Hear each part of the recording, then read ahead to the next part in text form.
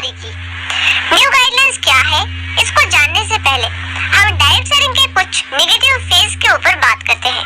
तो friends, YouTube पर आपको हजारों वीडियोस मिल जाएंगे जिसमें डायरेक्ट सेलिंग को फ्रॉड, स्कैम, ट्रैप और ना जाने क्या क्या कहा गया है। फ्रेंड्स, आमतौर पर देखा जाए तो डायरेक्ट सेलिंग में मेनली दो सिस्टम वर्क करती है। पहला प्रोडक्ट सेलिंग एंड दूसरा जॉइंट ऑफ पीपल। इन दोनों के बिना कोई भी डायरेक्ट सेलिंग बिजनेस रन नहीं कर सकती है। इंडिया के प्रोडक्ट सेलिंग तो लीगल है, but joining of people illegal काम है। यानी कि कोई भी व्यक्ति किसी दूसरे व्यक्ति को किसी भी संस्था में ज्वाइन नहीं करा सकते हैं।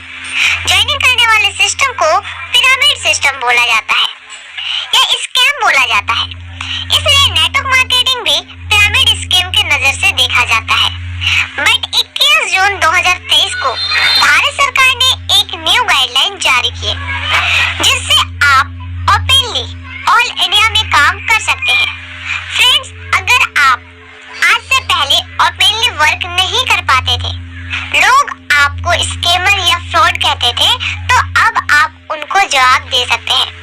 आप उन्हें प्रूफ दिखा सकते हैं बिकॉज भारत सरकार ने डायरेक्ट सेलिंग को लेकर एक सॉलिड गाइडलाइंस जारी कर दिए हैं। फ्रेंड्स, अब आप ओपनली बोल सकते हैं कि मैं एक नेटवर्कर हूँ एंड मैं नेटवर्क मार्केटिंग बिजनेस करता हूँ। फ्रेंड्स, अब सवाल ये है कि भारत सरकार ने ऐसा क्या किया। चलिए आगे इस वीडियो में देखते हैं। 21 जून 2023 को भारत सरकार के द्वारा एक हाई लेवल मीटिंग की गई थी जिसके अंदर एक बहुत बड़ी डिसीजन ली गई है। उस फैसले में ऐसा क्या है, चलिए मैं आपको दिखाती हूँ। फ्रेंड्स, ये है भारत सरकार का राजपत्र द गैजेट ऑफ इंडिया जिसका डेट न्यू दिल्ली 21 जून 2023 है। फ्रेंड्स, यहाँ पर आप देख सकते हैं केंद्र सरकार उपभोक्ता संरक्षण अधिनियम 2019 का 33 की धारा 94 के साथ पठित धारा 101 के उपधारा 2 के खंड द्वारा प्रदत्त शक्तियों का प्रयोग करते हुए उपभोक्ता संरक्षण प्रत्यक्ष बिक्री, जिसे हम डायरेक्ट सेलिंग कहते हैं, नियम 2021 का संशोधन करने के लिए निम्नलिखित नियम बनाती है। अर्थात पहला है, इन नियमों का संक्षिप्त नाम उपभोक्ता संरक्षण प्रत्यक्ष बिक्री संशोधन नियम 2023 है।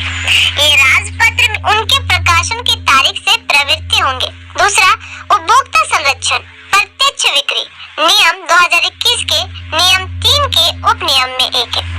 खंड घ के शब्द सीधे विक्रेताओं के माध्यम से के स्थान पर शब्द सीधे विक्रेताओं के नेटवर्क के माध्यम से प्रतिस्थापित किया जाएगा। खंड घ के पश्चात निम्नलिखित खंड अंत स्थापित किया जाएगा।